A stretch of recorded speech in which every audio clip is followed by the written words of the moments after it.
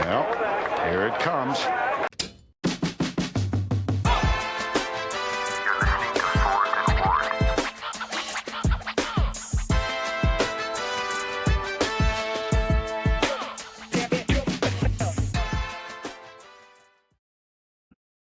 What's up, guys? Welcome to another Sideline Stories. We're here with, us Clemson homers. When we had the chance to talk to a Tiger from the prime years of the Dabo dynasty, we got Tremayne Anchrum Jr. here.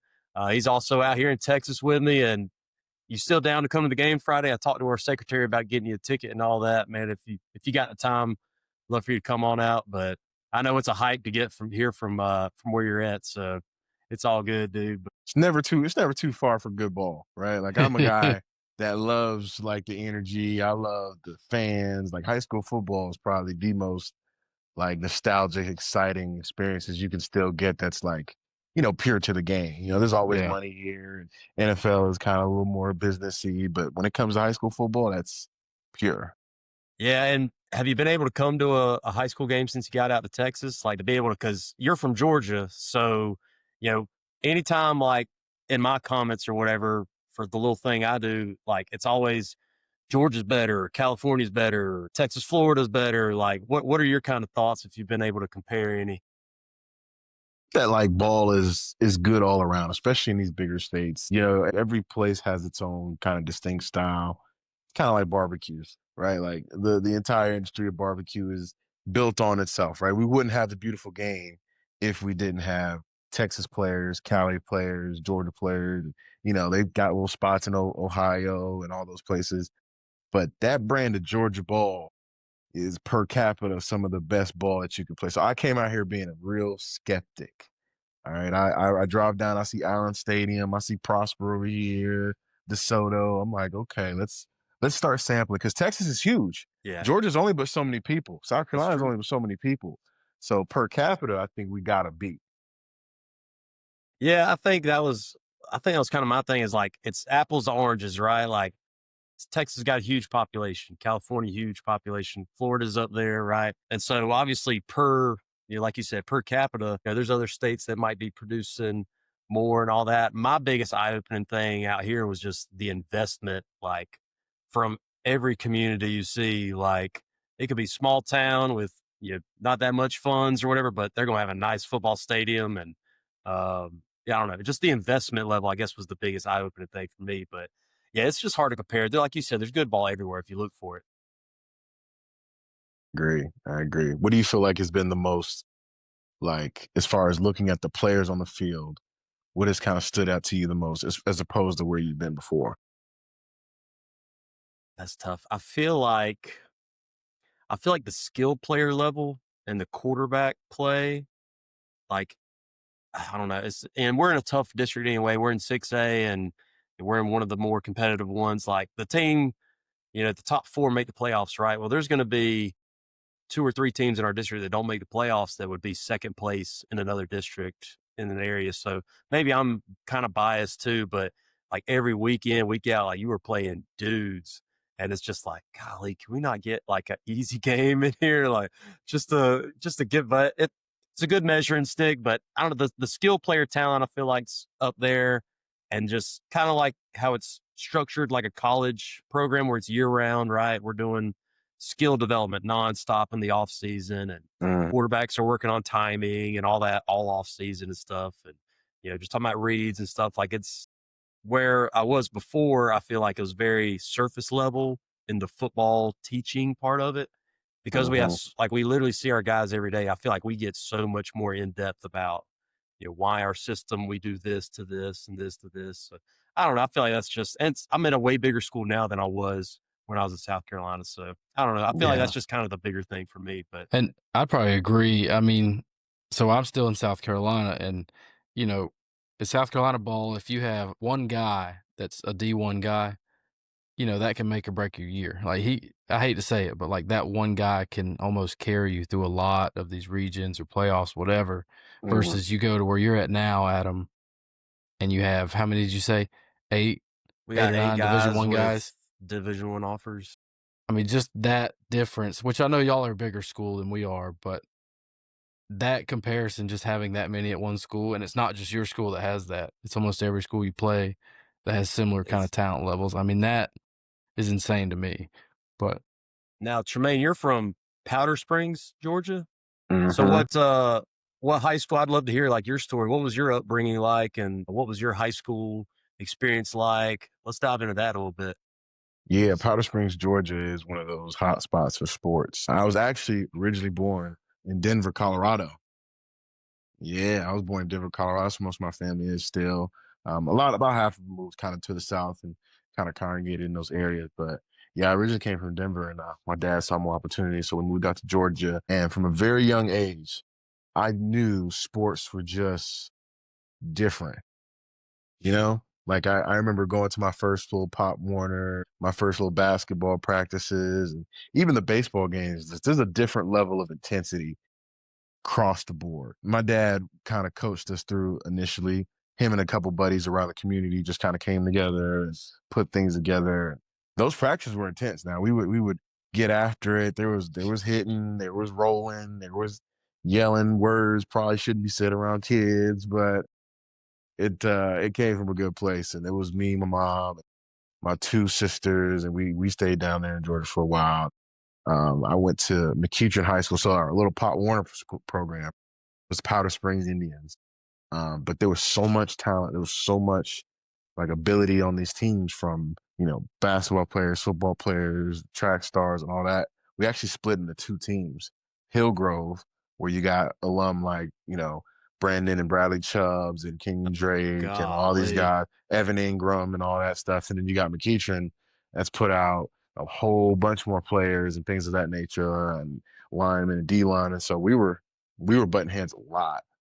And you could say the same for our entire region and our entire like metro Atlanta area. Because if you look hmm. at it, every week we had a screen in high school, and I was little, so I was really skinny, and I was like 200, I think max 250 pounds, all into my senior year. gee, Yeah, and every week we'd put on the screen like, okay, let's look at the depth chart, and on the depth chart they had their offers on there. And every week that thing had, we were looking for all those offers, man. It was packed. yeah, the Atlanta suburb Atlanta, metro Atlanta, like you said, like that's one of those hotbeds. Like you can't find much better ball, per capita, like we talked about earlier, like than that little circle you could draw around Atlanta, no doubt. So were y'all like I don't know how high Georgia gets up to. They get up to like 6A, don't they? Yeah, we were 6A, and then my last, I think we were 7A. We got moved up a little bit, but yeah, we were 6 and 7A all the way. Like we were max of the max. I think at my school we had like 3,000 kids there, so we had a Wow. lot. Yeah, Yeah, that's a it lot. felt we were actually an old college, so we had a whole walkable campus. We had like 10 minutes to get from class. Like it Oh, was, that's nice. yeah, but you had to book it though. There was no like he grab ass by the water machine. Like I would be Yeah. late. I would be late, man. And if you got suspended or you didn't practice, you didn't play. Like they were stiff on that. So Yeah. the whole community knew. Like if I got suspended or I got ISS one year, my junior year, for the opener, and I remember somebody at the gas station was like, what were you doing?" Like I don't know, man. My phone went off in class. Hey, I That's see Yeah, tough. you repping the hometown or the homeschool sweatshirt too, aren't you? yeah, absolutely, man. My dad's the head Nice. basketball coach over there. They be Oh, putting that's Okay. NBA cool. players in. They just put another NBA player in there, Ace Bailey. Yep. Okay. Ace Bailey. Yep. He went to I watched the draft, He went to the Utah Jazz. the Jazz. I'm Yeah, thinking of man. another guy. There was another guy that I coached against like a couple years ago. He went to the Wizards, I think. But anyway, yeah, I'm getting them all mixed up now. It's hard to keep up with some of these guys. That's legit. How is it seeing like just waves and waves of athletes, especially like Jack, you've seen kind of our generation of athletes. I'm sure hmm you have too, Adam. But seeing and being hands on with the next generation of athletes, what do you feel like? Are they better? Are they worse? Are the mentals better? Like what do y'all feel like is like going on? You You want to got go first, Adam, you, or you want you me to go go? you go, Jack, because I got my And thoughts. my thoughts is more on the, I guess, mental emotional side. I don't know if it's COVID. Uh. I don't know what it is, and maybe it's just this group. I don't know, and I'm not bashing on them. They're great kids, but as a whole, it seems like they don't handle adversity very well, and that's not all of them. It's just what I've seen. One thing goes wrong and they're ready to throw it all to the wind and quit. They don't understand that you worked really hard, it didn't go your way. Well, guess what? That doesn't mean you stop. That means you just keep pushing. Keep pushing, get better, get better, get better. And again, I don't know if that's like a societal thing, a big picture thing, or if that's just the latest wave. I don't know. But for the most part, that's kind of what I've seen. It's nothing different athletically. It's more mental or emotional kind of thing. And you've seen it Yeah. different in our group? Yes. Well, so maybe I'm just biased. Maybe I'm that coach that I had in high school that was like back in my day, whatever. But maybe that's what it is. I don't know. But it just seems like kids our age or people our age, we just learned that, that's just how it is. You deal with it, you move on, you keep working, like you don't stop. And a lot of people blame COVID. I don't know. That's a whole other thing I'm not going to get into. I don't know, man. It's just different. These kids, a lot of entitlement too with a lot of them, which bothers me. Think, I agree with you some, Jack. I think it's like there's, I don't know, they don't expect there to be any struggle. They Yeah. just, they just expect that. And the worst thing is the comparison culture, right? Which I'm sure is a lot of social media and things like that. And so, like if we got a guy that doesn't have D1 offers, but he's a great high school football player, he gets crapped on because he don't have D1 offers or whatever. I mean, it's just Mm. like, why are we doing that? The dude's a baller, high school football player. He's gonna have a good job one day. He's gonna have a great life. Like, but why are we tearing somebody down because maybe they're not, whatever the highest level or whatever it is. Like, I don't know. It's Yeah. just and then on the flip side, like you were kind of saying, Jack, it's like they just kind of think that it's gonna happen. Like, Yeah. we got all kinds of kids that if they, whatever the combination is, bought into the weight room or, drank a gallon of milk a day to put on some weight or whatever, like they could be, but they're not going to. They think it's just going to happen. And it's just like, I Yeah. don't know. Like you got to put the work in. I just feel like there was less of that maybe, when we were growing Yeah. up. It's different, man. I don't know. I feel it a little bit though, for sure, because there's so much more visual on them now than it used to be. Like I remember we still had that kind of problem about comparison, and we were the infant stages of like social media. Like Mm-hmm. I remember it was very weird when I was like, they told me, hey, if you get an offer, like make sure you post it. And I remember Mhm. I was the one guy that would like email my coaches Yeah. and like send them out. I go on the website, look at the coaches' email list, and I'd shoot my little huddle tape to them, and I'd be in there say, "Hey, I'm 6'4", 295 pounds, right?" Yeah. And you just remember kind of just the hustle it really took and the appreciation for anybody to be at your school to see you play, right? Like it Yeah. wasn't just like the Georgias or the Floridas or whoever. Like Mercer come see us, and we're like, "Let's go, man!" Like, Heck yeah. and we were excited about that. But now again, that comparison culture of like, being seen and not like comparing to whoever else is out there, and you're afraid to look stupid on someone put you on social media, and Yeah. all that is just crazy, right? Yeah. Yeah. I I get it. wonder too how much like the NIL part where, if you are a bigger recruit or whatever, you're so worried about your personal brand that you want to make sure it's all fine tuned to look a certain way, right? You want to make sure your stat line at every single game Mm-hmm. looks a certain way because maybe you Yeah. think that equates to something for your future, which it might, right? I mean, I don't know what the going rates are for 3-star, 4-star, 5-star, all that kind of stuff. But yeah, it just seems like they're, I don't know, they get so mad when things don't just work out picture perfect. They just expect there not to be some Yeah. kind of drawbacks. I don't know. That's just my Yeah. observations. It's Yeah. hard though, because those guys have like I mean, not millions, but like so much investment goes into, especially nowadays, being an athlete. Like if you have a kid, or I'm sure you guys have kids, and you were saying, hey, like you're gonna want to be one of these top ranked football player 5 stars that get go to college at 17 and start making hundreds of millions, hundreds of thousands, maybe $1 million. You got to look the part, and sometimes attention is more valuable than good attention, right? That's Like true. just go viral, and people will be like, oh, he should be here. More people are Yeah. going to see your tape, and Yeah. I feel like Yeah. that kind of aspect of the social media part is really strong because attention is currency now. Yeah. That's true. That's very true. And That's very true. I'm curious, since we mentioned NIL, what your perspective is as, a former athlete at a top tier school, you know, that's having great success, and then a guy that played in the league. Like, what are your thoughts towards this whole NIL thing? Was it ever? It wasn't legal or whatever when you were still in, right? You mad Man, about that, or absolutely. Yeah, man. What? Just miss. I could see if it was 10 years in the future. Like, oh, good for them. But nah, it was so close. But yeah, I missed it. I'm happy for him though, right? Because my dad played basketball at SC, and he got, he ain't get nothing, right? Like he was lucky to get cream cheese on his bagel. So, and obviously we got a little bit more. So every generation is yeah, supposed to get better. But yeah, just the rate it skyrocketed exponentially, got better for them was, it's deserved. But I felt like we should have ramped up.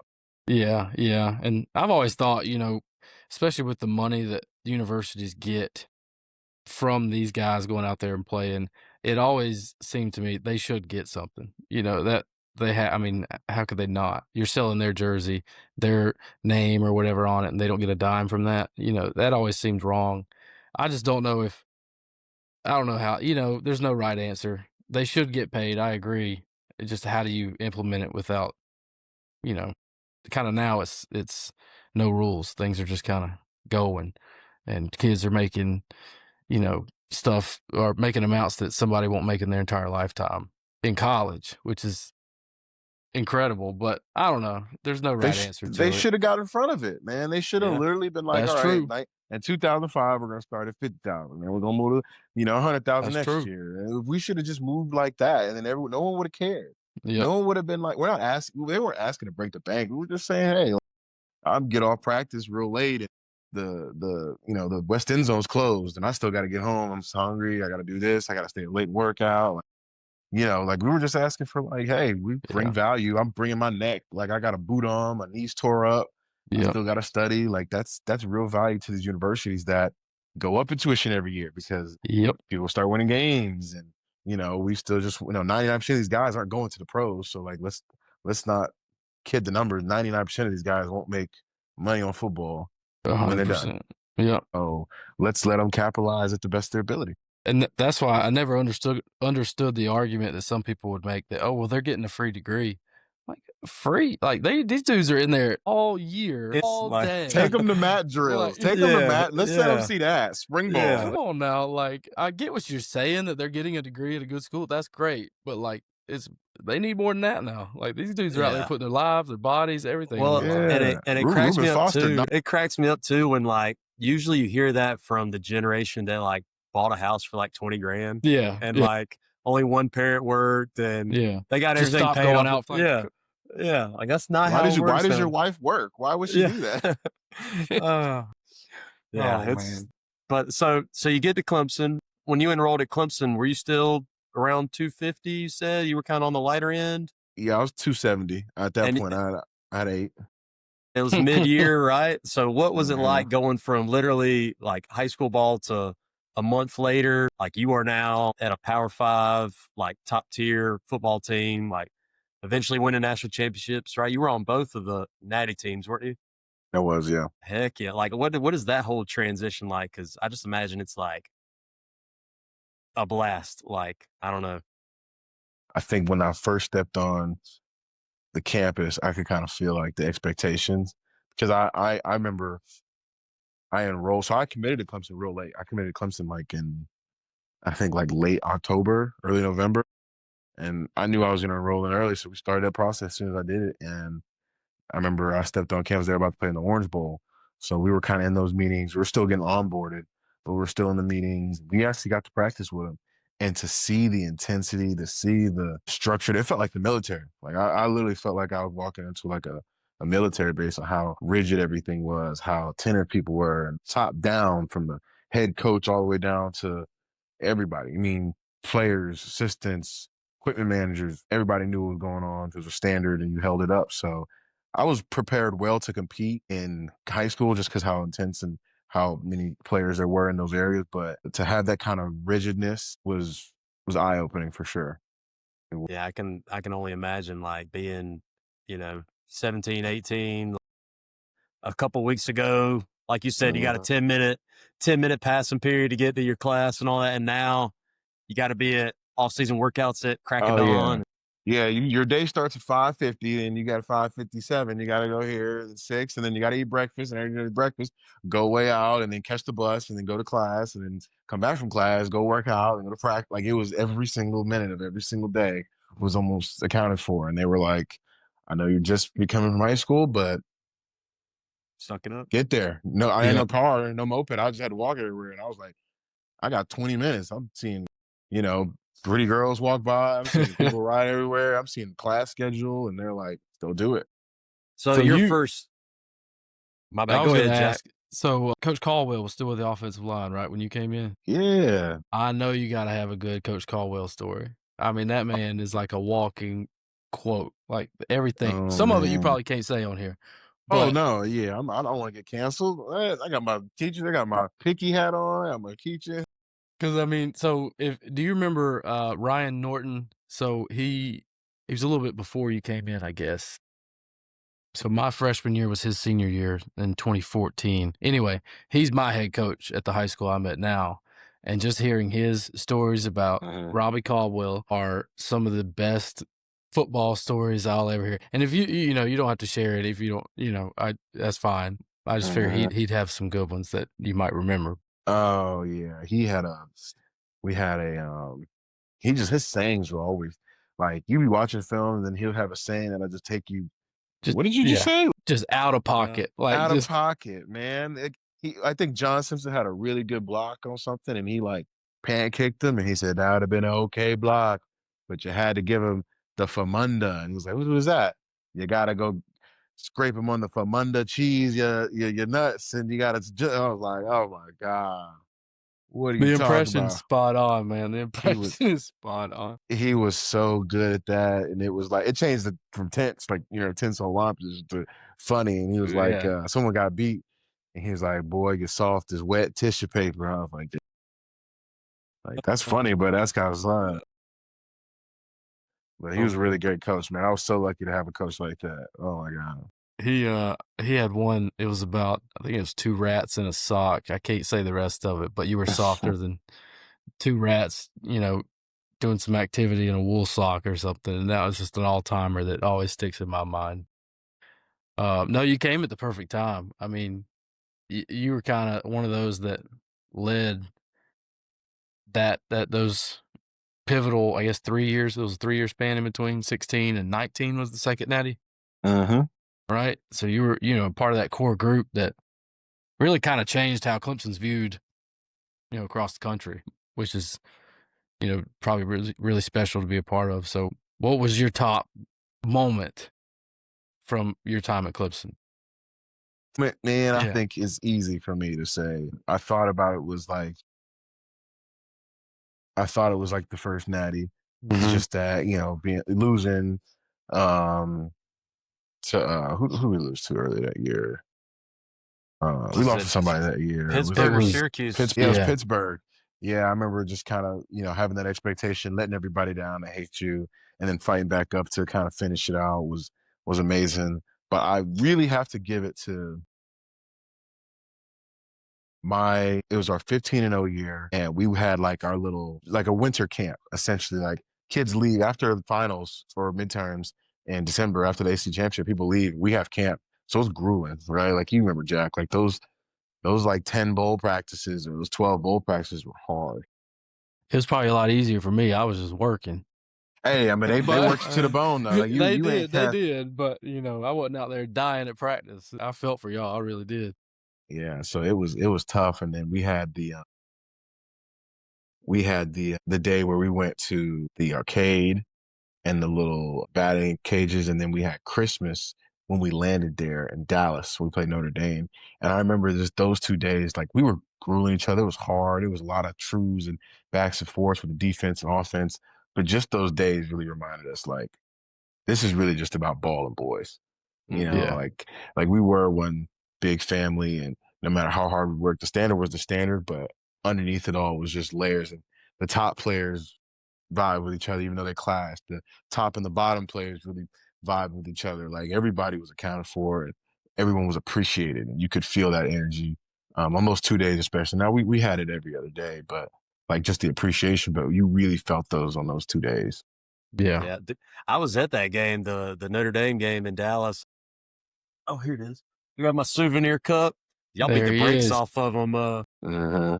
Beat the brakes off of them. That we were out here visiting my wife's family, and whenever everything worked out to where found out I was going to be Cotton Bowl, I'm like, I'm there. Like I hadn't been able to see Clemson in a minute since before I got to college and stuff.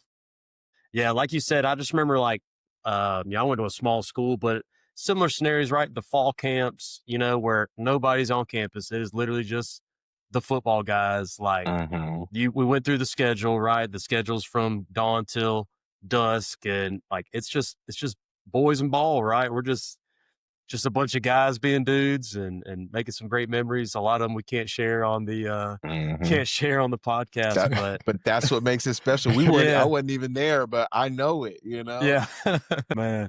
So sorry, go ahead, Adam. No, I was gonna ask about after Clemson was done, but if you got still something Clemson related. No, I was gonna say that Tampa national championship was probably number one in my book. Of course, there too. The way it ended was insane. With the essentially the walk-off touchdown to Renfro. But I mean that's where I just pulled this off the shelf. Tremayne, I know you got some too. You probably got a lot more. But I was looking at these bad boys the other day. I think that's the 16. That's the 19 with the 2. But that one was special. And again, I was just working. I'm sure that meant in the world to the players because they put that much more into it every day. But growing up as a Clemson fan, Adam, you remember we used to go to Clemson games with Dad, Mom. They both went to Clemson. To be able to, so like you remember comp tickets, Tremayne, those bowl game comp tickets were always, the commodity, right? If somebody wasn't using them, you were trying, Mm-hmm. It was on them. Yeah, just being able to, and Adam, you were there. I think you, Dad, Mom, and your wife probably there too. Being able to, I guess, share that moment with Dad, who loves Clemson growing up. Finally seeing, the mountaintop, right? That'll always stick in my mind. And I got a picture framed in the hall in our house over here, the scene right after the touchdown. That's just always going to hold a special moment in my heart, just because, Dad, they gave us so much growing up, and to be able to give back that ticket that Lord knows how much it cost if you were to buy one, right? Just to be able to give that back to him after all they've done for us. I mean, that one just holds a special place in my heart. And we won the Natty, which was just awesome. But that's probably top tier moment in my book. So first or second one, Awesome. Tremayne, which one was good question? First or second Natty? Or we haven't gotten to your Super Bowl yet. Just memorable. Where do you rank Natties versus Super Bowl? I don't know. That first Natty was real special. I think that was like, again, it was so much drama that year, the ups and downs. I felt like the one we had in 18, we were more or less the bullies most of that year. Like I never went into a game thinking anything less. Like I always expected to win. I always expected to do our jobs, and everybody kind of understood the task at hand. Oh, they have a first round pick this, and they got a receiver that can do that, a DB, a D tackle. It didn't matter because we were Clemson, we were the Paul, right? Like our names, our talent, and our work ethic really just exceeded anything in college football at the time. So I kind of knew we were gonna roll people. Even when we got to the Natty, they were like, "Oh yeah, like Alabama's just the greatest Alabama team that's ever seen God's earth," right? And we were just like, "Okay, yeah." We were just very confident in what we did and how we worked. But then the Super Bowl was amazing as well because, I mean, we had a whole streak in there. It was like November, we didn't win a game. Mm-hmm. Like this is nut cutting time in the NFL for sure. And I remember every November game in that year Super Bowl we lost, and I was like, no one's panicking or nothing. No one ever was looking kind of crazy. Like our coach Sean McVay was very down to earth. He was very like, okay, this is what we need to do. This is how we need to go about it. Just learn from this. And next you lost. Just learn from this. Next loss. We're learning from this. Every speech after the game was just kind of like that. And we just as a team and top to bottom, like on squad, off squad, like just locked in. and we kept the course, and to see how that finished up, and we really rallied together in every facet of the game and the organization. I'm going to have to put that at number 2 behind the 16 natty. Wow. The 16 natty, Right. yeah. So special.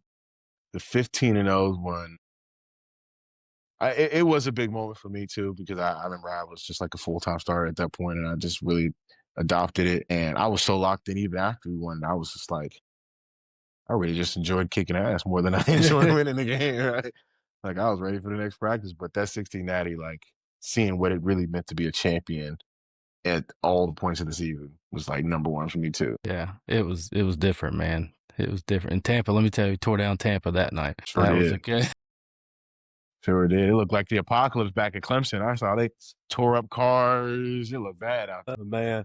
Well, I mean, you talk about the 15-0 year, like, it's no wonder that you guys were getting so much better. Like, the D line that Clemson had that year and going against best on best, however often you guys did it, like, you had to bring your best, right? Because you're going against, I mean, what, 3 of the 4 went first round? Yeah. Yeah, that's Was wild. it Dexter, Christian Wilkins? Who was the other? There was Farrell. another one, I forget. Cleveland Farrell, yeah. Yep. Jeez. And Austin Bryant. Yeah, Austin Bryant. They still had dogs everywhere. They still had Isaiah Yeah. Simmons. They still had Trey Lamar. They still had, Trayvon Mullen, Terrell, Yep, Terrell. Tanner Muse. I mean, we had balls there. Nolan Smith was Yeah. on there too. Golly. Albert Huggins, Xavier Al Thomas. I Huggy- mean, the list goes on and on. Like, NFL talent was all over the team. Let me tell you, I don't know if you knew this, but me and Albert, we were roommates for 2 years out of our No time there. way. That boy, let me I'm surprised he didn't kill you, Jack. Dude, You lucky to be let me alive. tell you, that boy. What? I remember Coach Brooks called me one morning. We were at a house off campus. He called me one morning. He's like, Jack, I'm like, hey, Coach, what's up? Like, you get that That ain't panic. good. Like, am I supposed to be at work? Like, why is he That calling ain't a me? good son. Yeah. Why is he calling you? He goes, where's Bird at? I was like, I don't know, Coach. Where is he at? And he's like, he missed his meeting or, whatever they had that morning. I go bang on his door. Bird had overslept. And he gets up. And you could just see the panic in his eyes because I never see somebody run out that door so fast, man. But no, Huggy Bear, I got some Huggy Bear stories. You might have to get him on here one day, Adam. He might be, Okay. he'd be a good one. Hey, we just have a big old, Tremayne, you can come back and we can just we can try to bring a whole crew together and do it. Let's do it. We'll have a little party in here. Heck man. We'll yeah. start streaming like Kai Cent or something. Yeah. So, what going from, like, obviously top dogs in college, then you get, to the league, like, what's that transition like when you go from doing the school part of it and the football and pre-NIL, right? So you're doing it all for crumbs, and now you kind of get into the league and it's like, this is what I'm sure your dream always was, right? To get to the highest level. And what was that whole transition like? I can only imagine that it was another just step up, right? That, there's levels to this stuff. I don't know. I'm just really curious. There was levels for sure. You notice them as soon as you kind of get in the building, because you just see the professionalism of everybody, right? In college, like, everybody's working hard, everybody's doing the strength conditioning, the film, all that stuff. But really, like, only probably like 10 to 20% of them are doing extra and really putting their all and being intentional into it. And that's just comes with age, right? You got a bunch of 18 to 22-year-olds. Like, they're still kids. They're still learning how to lead, how to do what's necessary, apply themselves. You go from a big fish in a little pond to now you're a big fish in a lake, essentially. Still feel like a big dog, but you're in a lake. And then the NFL is like going from a big fish in a lake to the ocean.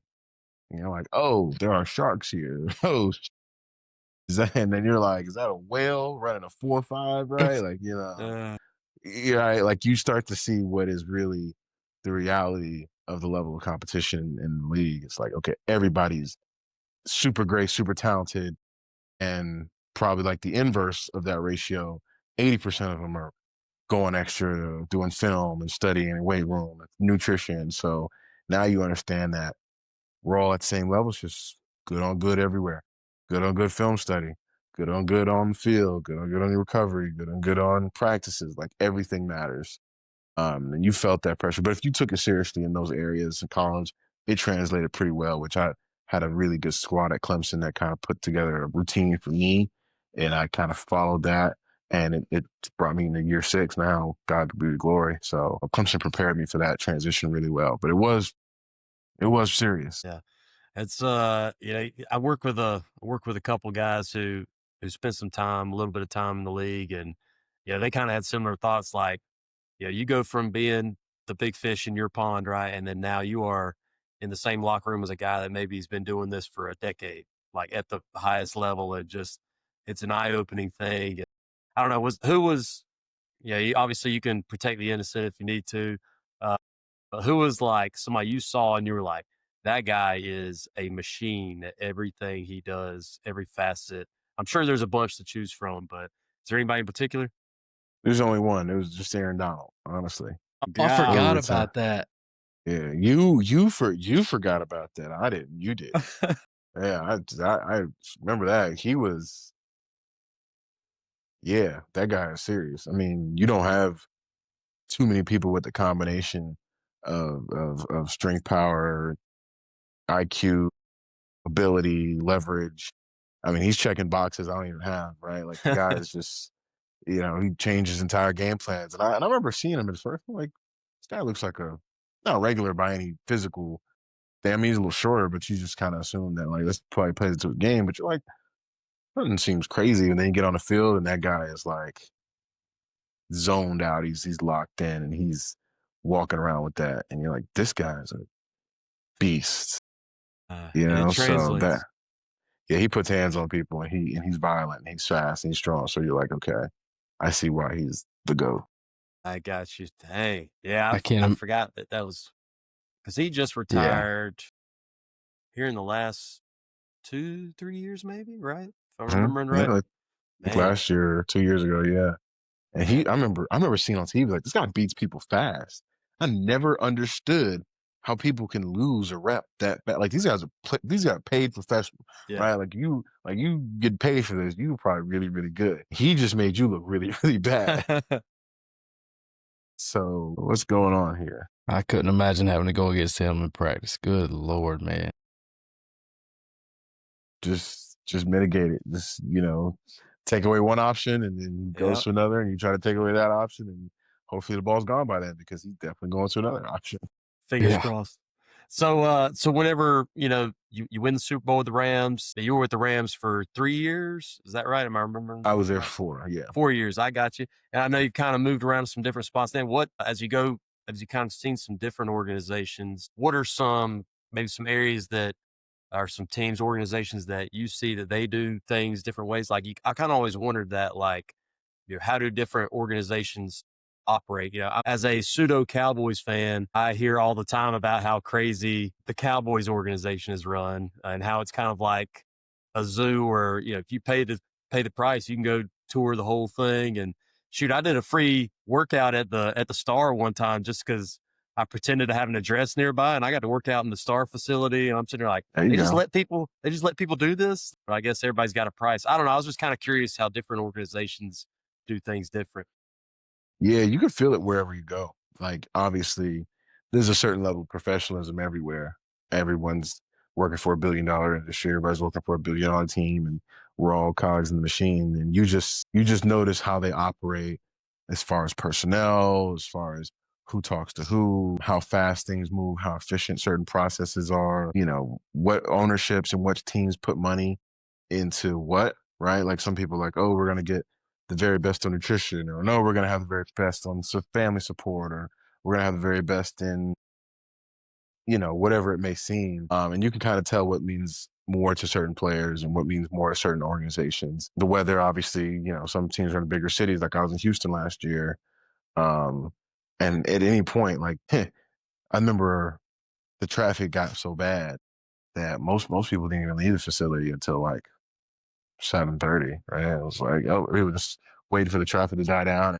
The team just adjusted and took really good care of their players by offering massages and opening up dinner to stay a little extra late, and operating in the stadium versus operating on like a campus. Mm-hmm.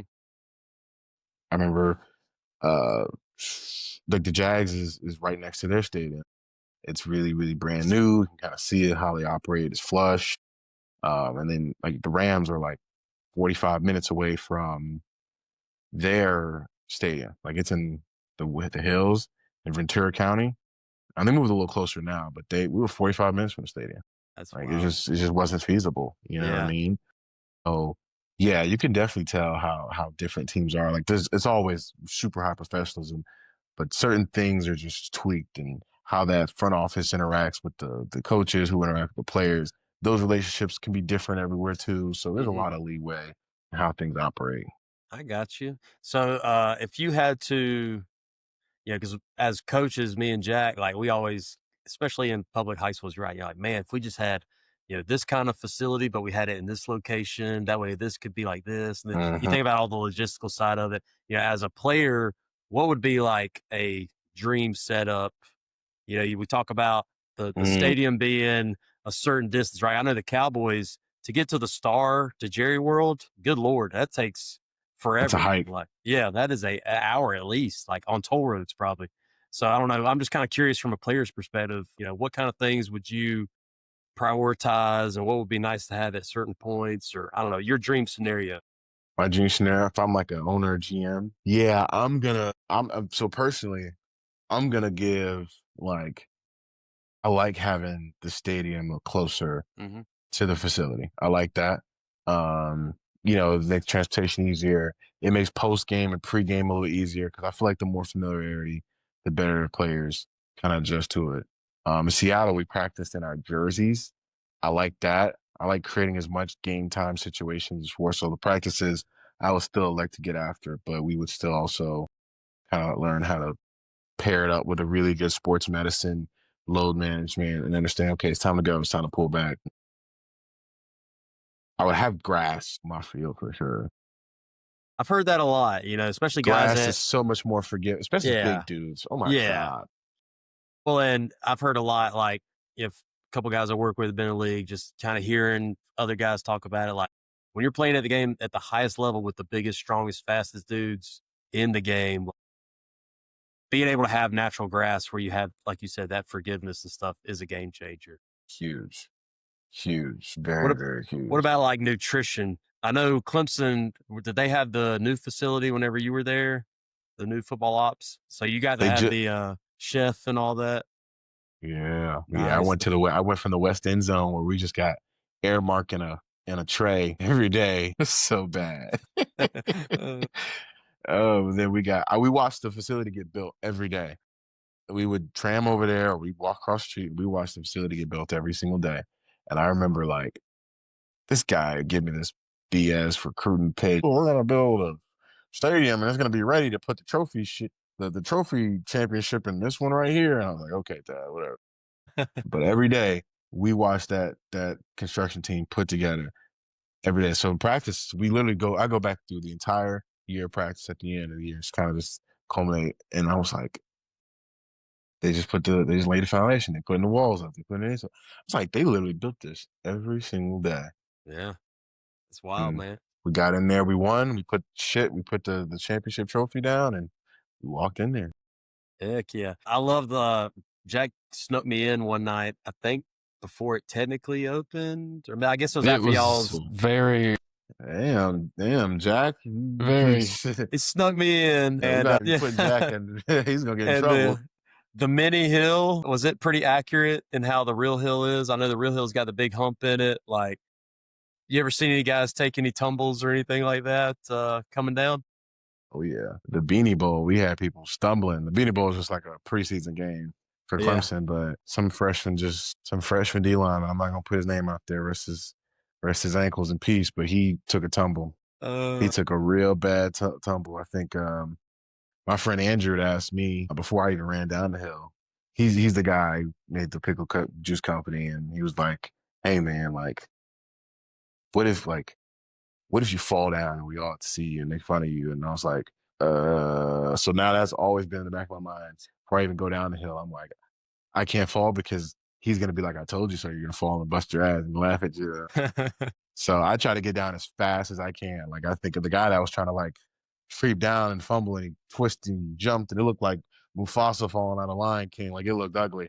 Like, that guy's not a pretty faller. Like, he felt like he was drunk. So I was like, yeah, I'm gonna get out of the way as fast as I can because I don't want to get hit by him or roll up on somebody that falls. Right, like, I'm gonna get in and get Yeah. out. So yeah. We did it. We were able to do it once through our entire, as an equipment guy, your senior year, your last game at home, Mm-hmm. they would let us go down. And I remember worrying about it the whole week. Like, I'm going to fall. I'm going to fall. Like, I ain't never done this. Like, I'm going to fall. And they ain't kidding, man. That thing, when you hit that flat part and it goes Yeah. back down, if you ain't ready, I mean, I thought about taping my ankles up myself just so I didn't Mm-hmm. fall and embarrass myself. But it's no joke. And the way Coach Swinney runs down that thing, I think people don't understand how low key impressive that is, because Yeah. he's hauling, and when he hits Mm-hmm. that flat part, he just eats it and keeps going. I mean, I couldn't do Yeah. it, but You got to commit because if you try to like inch down it and you get to that yeah, stand, it goes pretty straight down. So it's and the music's gone and people yeah, clapping and balloons. Well, the balloons are gone now because of the environment. But yeah, it's if you don't book it, you will eat something and it's not gonna be pleasant. You're gonna hit the ground like Peter Griffin, just like this, you know. Well, before we kind of wrap up, Jack, Tremayne's got his own pickle juice company, right? You know, Jack, how much I Ooh, love pickle juice, right? Tremaine, you want to tell us a little bit about Pickie? about Pickie, yeah, man. Oh, so Pickie originally made by Andrew Alschuler. He's a guy from college, one of my best friends. He's gotten this pickle juice, and we've kind of committed that this is going to take over the world. It's fresh, all natural pickle juice made by like a mom and pop, like small kitchen, and it's only used the best ingredients. And we got three flavors, right? We got like the original dill, we got the citrus, and we got the spicy. They come in little 8-ounce bottles like Gatorade, but Mm-hmm. they're so much better than Gatorade, right? Like when you kind of look at the packaging, Gatorade's not bad, but when you want like a really good alternative that's basically going to eliminate cramps and it's gonna taste pretty wicked too because I love pickle juice. Like I know Dude, some people have their feelings, but you my man are gonna love this dude, I'm coach. I'm all telling you. about pickle juice, dude. Like I was telling Jack, I would take the lime cucumber Gatorade, maybe drink like half of it, three Mm-hmm. quarters worth, and then I just load it up with pickle juice back to the top and just Yeah, hammer that. And Jack's looking at me like, oh my gosh, but I'm telling you, it hits yeah. different. Like that pickle juice is a game changer. I'm So, gonna so send you. I'm gonna send you a 24 pack, man. We're gonna get you something right hooked up. Okay. well, hey, I got the gridiron spices coming your way, so I'm gonna make it Ooh, right. wait. All We're right, gonna you have like? to have to cook out or something with Yeah, this. hey, come on over. Come on over. It ain't that far to get here from, or I can bring my Shoot, grill up there to Frisco. We can make shit. something I'll happen. I'll drive Traeger myself. So Yeah. the Picky, can I get that online or something? I want to get something from some of my players, so I'm gonna buy some. Is there a website or Yeah. something I can go to? Yeah. You can go to the website at drinkpicky.com or you can go to the Instagram and it's in the bio as well. Or you can just talk to me. I can set you up as well. Like we can get you hooked up and the players are gonna love it. Like we got a lot in the DFW area, a lot of pickleball courts have some small gyms, CrossFit gyms. We even do like at bars that want Mm-hmm. like pickleback shots or Oh, like that's a bar smart. cart. Yeah, that's Yeah, smart. so we have a That's we have a. a really big customer base, which is cool. They love pickles Yeah. now. It's a big I will. big trend. I will to protect the innocent. I won't say any names, but years ago, I was at a coaching clinic, and we had enjoyed a night on the town. Just building camaraderie. Well, the next day, one of my coworkers, he had the shakes from dehydration and all that. Man. All it took was like a shooter of pickle juice, and that hand went from Hmm. here to boom. He was good. He was Hmm. locked in again. There's something to it, Jack. I'm telling you. I might I have to can't. get on it, man. I mean, I've had it before. I just, it's just, I I don't want know. to try the spicy. That spicy's Yeah, caught my eye, that dude. spicy's gonna talk to you now. It'll That caught get you my. right. You'll feel it. It's gonna be Mm, like, whoa, like you're gonna be like, that's really good. And again, like you said, like I remember getting cramps in fall camp, and I was like, y'all gotta have mustard packs and pickle juice. yeah. And it was always they just got to go to the kitchen and find a can. In the NFL, we got pickles everywhere. We got pickle juice, we got pickle sticks. I was like, watching college, like we didn't You would have think. this. I needed that, right? And now we have little 8-ounce bottles that are just amazing and they're clean. I ain't gotta worry about no preservatives or stuff. It's Yep. good. You're gonna love it, man. I'm telling you. Awesome. And Tremaine, if there's anybody that's out there listening and wants to keep up with you, I know we connected on Instagram, but are there any particular social medias you'd like for them to reach out to you on, or if they want to keep up with you? Man, just hit me on Instagram. I'm just as regular as everybody else. So yeah, give me a shout. I'll interact with everybody, especially, you want to talk ball or you want to talk life. I have people that just hit me up about, inspirational stuff or just funny stories that I want to tell, or they have something that they want to mention me in. And I've always been someone that's try to be the man of the people, and I always never, you know, always get back to people that kind of DM me or try to at least. I remember somebody said happy birthday to me. I didn't see it till like 6 months later. I was like, hey man, I appreciate you, dog. So yeah, I'm not too big.